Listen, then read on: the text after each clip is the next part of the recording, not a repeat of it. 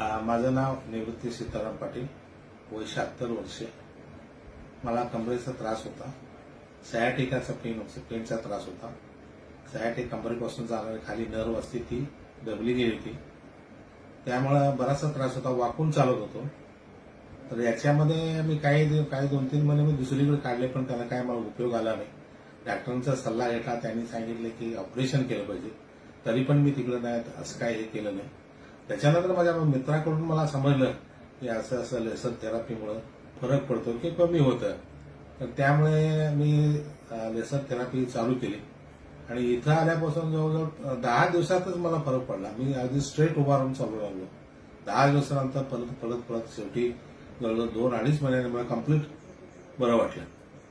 आता मी जवळजवळ 2-2 किलोमीटर चालतो आणि ही थेरपी एकदम खरंच फार चांगली आहे आणि याची प्रत्येकाने उपयोग घ्यावा.